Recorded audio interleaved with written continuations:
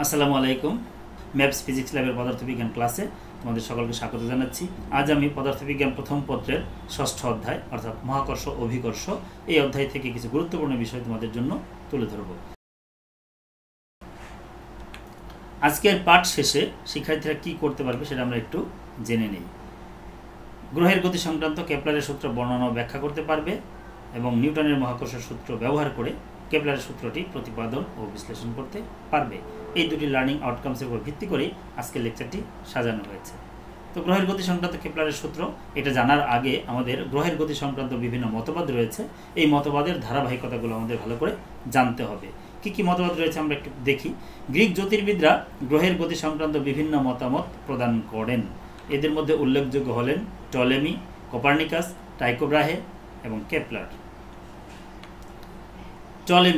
Ptolemy একটি তত্ত্ব প্রদান করেন যেটাকে আমরা টলেমি তত্ত্ব নামে চিনি। পৃথিবীকে কেন্দ্র করে গ্রহ, নক্ষত্র, উপগ্রহ ইত্যাদি প্রত্যেকেই ঘুরছে। এটাই ছিল আসলে টলেমির তত্ত্ব। অর্থাৎ টলেমি মনে করেছিলেন যে পৃথিবী হচ্ছে মহাবিশ্বের কেন্দ্রবিন্দু এবং পৃথিবীকে কেন্দ্র করেই সব কিছু ঘুরছে আর পৃথিবীটা স্থির আছে। কিন্তু বাস্তবিক অর্থে এই তত্ত্বটি ছিল অত্যন্ত জটিল এবং কঠিন, যেটা সাধারণ মানুষের জন্য বোঝা একটু কষ্টকর ছিল। পরবর্তীতে নিকোলাস কোপার্নিকাস উনি আরেকটি তত্ত্ব প্রদান করেন যেটাকে আমরা কোপার্নিকাস তত্ত্ব নামে চিনে থাকি। উনি বলেন যে পৃথিবী একটি গ্রহ যা তার নিজ অক্ষের উপর আবর্তন করে এবং সূর্যের চারদিকে ঘুরে। অর্থাৎ পৃথিবী নিজের অক্ষের চারদিকেও ঘুরবে, আবার সূর্যকে কেন্দ্র করেও ঘুরবে এবং অন্যান্য সকল গ্রহের ক্ষেত্রেও একই গতি প্রযোজ্য। এটা ছিল কোপার্নিকাসের তত্ত্ব। বাস্তবিক অর্থে দেখা যাচ্ছে এই টলেমির তত্ত্ব এবং কোপার্নিকাসের তত্ত্ব এই দুটি তত্ত্বের মধ্যে একটা বৈপরীত্য রয়েছে এবং এই বিরোধিতাই কিন্তু তৎকালীন যে জ্যোতির্বিদ ছিলেন যারা, তাদের মধ্যে এই মহাকাশ সম্পর্কিত তথ্য সংগ্রহের জন্য তাদের বেশি আগ্রহী করে তোলেন। তারা বেশি বেশি আগ্রহী হন এই তথ্য সংগ্রহ করতে এবং তাদের একজন ছিলেন টাইকো ব্রাহে। তো টাইকো ব্রাহে বেশ কিছু তথ্য, মহাবিশ্বের বেশ কিছু তথ্য সংগ্রহ করেন এবং জোহান কেপলার ছিলেন টাইকো ব্রাহের একজন সহকর্মী। এই টাইকো ব্রাহের সংগৃহীত তথ্য এই জোহান কেপলার অর্থাৎ তার সহকর্মী এই তথ্যগুলো ভালোভাবে বিশ্লেষণ করে তিনি গ্রহের গতি সংক্রান্ত কিছু কথাবার্তা বলেন। তিনি বলেন যে গ্রহগুলোর গতিতে একটি নিয়মানুবর্তিতা বিদ্যমান আর এই নিয়মানুবর্তিতাই পরবর্তীতে আমরা কেপলারের সূত্র নামে চিনে থাকি। তো সূত্রগুলো আমরা এখন একটা একটা করে একটু জেনে নিই। প্রথম সূত্র যাকে বলা হয় কক্ষপথের সূত্র। তো কক্ষপথের সূত্রটি কীরকম ছিল আমরা একটু দেখে নিই বর্ণনাটা। প্রতিটি গ্রহ সূর্যকে যে কোনো একটি ফোকাসে রেখে একটি উপবৃত্তাকার কক্ষপথে আবর্তন করে। আমরা এখানে পাশের চিত্রে দেখতে পাচ্ছি যে এটা একটা গ্রহ, আমাদের পৃথিবী দেখাচ্ছি আমরা। এই পৃথিবীটা এই কক্ষপথে আবর্তন করছে, হলুদ কক্ষপথে আবর্তন করছে এবং সূর্যটি রয়েছে এই জায়গাটিতে। আমরা এখানে নিচে দেখিয়েছি যে একটি উপবৃত্তাকার কক্ষপথের দুটি ফোকাস থাকে, একটি ফোকাস একটি ফোকাস। এখন এই দুটি ফোকাসের যে কোনো একটি ফোকাসে সূর্য থাকবে আর অন্য ফোকাসটা ফাঁকা থাকবে। এই অবস্থায় একটি গ্রহ তার চারপাশে ঘুরবে। এই ফোকাসেও থাকতে পারে, এই ফোকাসেও থাকতে পারে। যেমন পৃথিবীর বেলায় আমরা দেখিয়েছি এই ফোকাসে রয়েছে। যাই হোক, যেখানেই থাকুক, বলা হয়েছে কি যে কোনো একটি ফোকাসে রেখে একটি উপবৃত্তাকার কক্ষপথে আবর্তন করবে। এটাই হচ্ছে আমাদের প্রথম সূত্র। আর প্রথম সূত্রের কিন্তু কোনো গাণিতিক ব্যাখ্যা নেই। আমরা দ্বিতীয় সূত্রে চলে যাচ্ছি। দ্বিতীয় সূত্রটিকে বলা হয় ক্ষেত্রফলের সূত্র। এর বর্ণনাটা এরকম যে গ্রহ এবং সূর্যের সংযোজক সরলরেখা সমান সময়ে সমান ক্ষেত্রফল অতিক্রম করে। আমরা এখানে দেখিয়েছি যে গ্রহ এবং সূর্যের এটা হচ্ছে সূর্য, এটা হচ্ছে আমাদের গ্রহ। তাহলে এই একটা সংযোজক সরলরেখা, এই সংযোজক সরলরেখাটা যখন অর্থাৎ গ্রহটা যখন এইভাবে ঘুরবে তখন কিন্তু সংযোজক সরলরেখাটাই কিন্তু এইভাবে ঘুরছে, অর্থাৎ সংযোজক সরলরেখাটা কিন্তু ক্ষেত্রফল অতিক্রম করছে। উনি বলেছেন কি দ্বিতীয় সূত্রে যে এটা একই সময়ে তারা সমান ক্ষেত্রফল অতিক্রম করবে। এখানে আমরা দেখিয়েছি দুইটা ক্ষেত্রফল, একটি ক্ষেত্রফল একটি ক্ষেত্রফল। এটাকে বলছি ক্ষেত্রফল 1, এটাকে বলছি ক্ষেত্রফল 2। এখানে যে ডিস্টেন্স এটাকে বলছি আমরা দূরত্ব 1, এটা হচ্ছে দূরত্ব 2। এটা ব্যাখ্যাটা আমরা এইভাবে করি যে চিত্রে দেখা যাচ্ছে তৈরিকৃত ক্ষেত্র দুটির একটি লম্বা এবং অন্যটি খাটো। আমরা দেখতে পাচ্ছি এই ক্ষেত্রটি অর্থাৎ প্রথম ক্ষেত্রটি এটা লম্বাটে আর দ্বিতীয় ক্ষেত্রটি অপেক্ষাকৃত খাটো। এর ফলে কি হচ্ছে, যেহেতু একটি ক্ষেত্রফল লম্বা একটি ক্ষেত্রফল খাটো, ফলে আমরা বলতে পারি এদের ক্ষেত্রফল যদি সমান হয়, যেহেতু সমান সময় সমান ক্ষেত্রফল অতিক্রম করবে, ক্ষেত্রফল যদি সমান হতে হয় তাহলে আমরা এটা বুঝতে পারছি যে এই ক্ষেত্রে অতিক্রান্ত দূরত্ব ভিন্ন হবে। অর্থাৎ এই ক্ষেত্রে অতিক্রান্ত দূরত্ব 1 আর এই অতিক্রান্ত দূরত্ব 2, এরা হবে ভিন্ন। এবং যেহেতু এই ক্ষেত্রটি লম্বা, এটা খাটো, ফলে এটা অবশ্যই বেশি হতে হবে, এটা কম হতে হবে, তাহলেই কেবল ক্ষেত্রফল সমান হওয়া সম্ভব। কিন্তু দুই ক্ষেত্রে যেহেতু একই সময় লাগে, তাই আমরা বলতে পারি প্রথম ক্ষেত্রে গ্রহটি ধীরে চলে এবং তৃতীয় ক্ষেত্রে গ্রহটি দ্রুত চলে। অর্থাৎ আমরা বলতে চাচ্ছি যেহেতু একই সময়ে প্রথম ক্ষেত্রে সে অল্প দূরত্ব অতিক্রম করে এবং এই একই সময়ে দ্বিতীয় ক্ষেত্রে সে বেশি দূরত্ব অতিক্রম করে, তার মানে কি এখানে বেগটা কম হবে আর এখানে বেগটা বেশি হবে। প্রথম ক্ষেত্রে বেগটা কম হবে, দ্বিতীয় ক্ষেত্রে বেগটা বেশি হবে।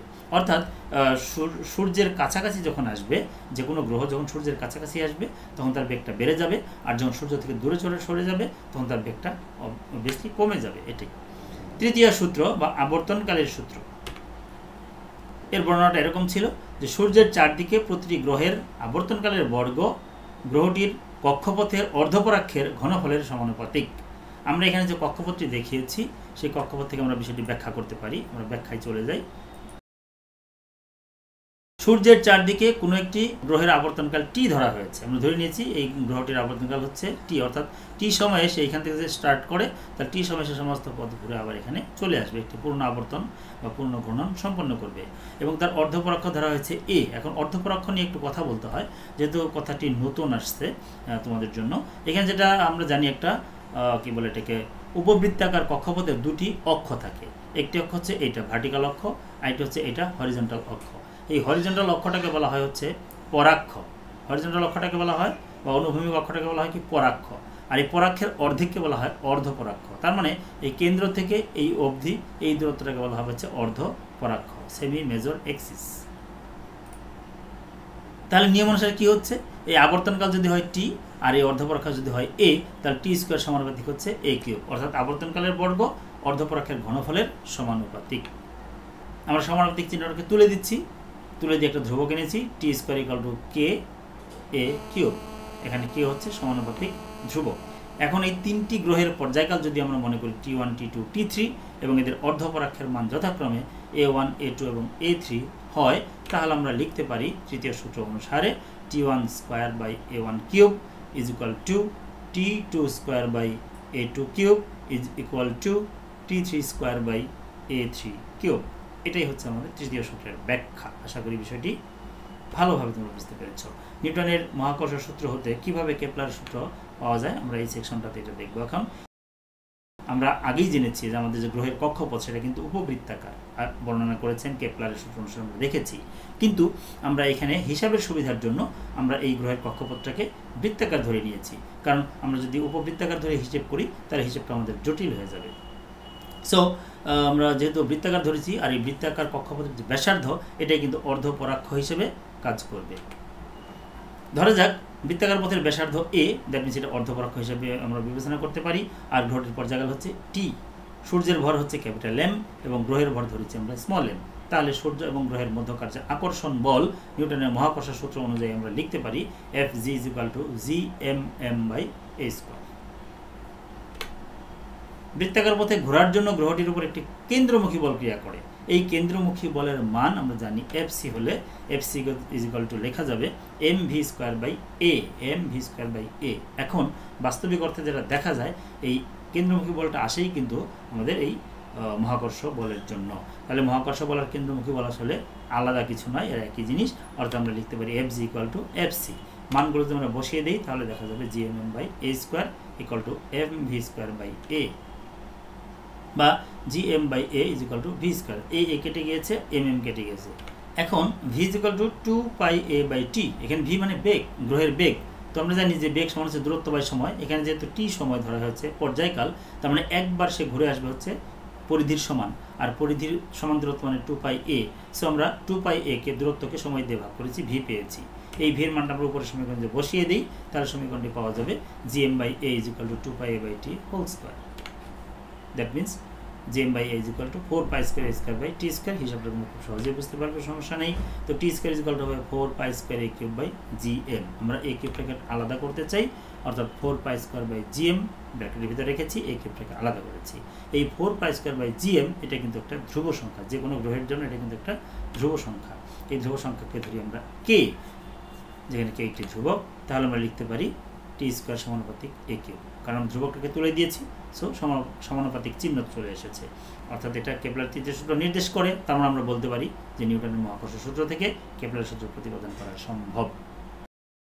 তো এই ছিল প্রিয় শিক্ষার্থী আজকের আমাদের টপিকস।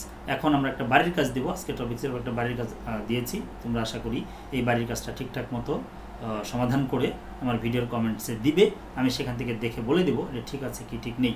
পৃথিবী এবং বৃহস্পতির অর্ধপরাক্ষের মান যথাক্রমে দেওয়া আছে 1.496 × 10⁸ কিলোমিটার এবং 7.78 × 10⁸ কিলোমিটার। বৃহস্পতির ভর দেওয়া আছে 1.898 × 10⁻27 কেজি। এটা ছিল উদ্দীপক।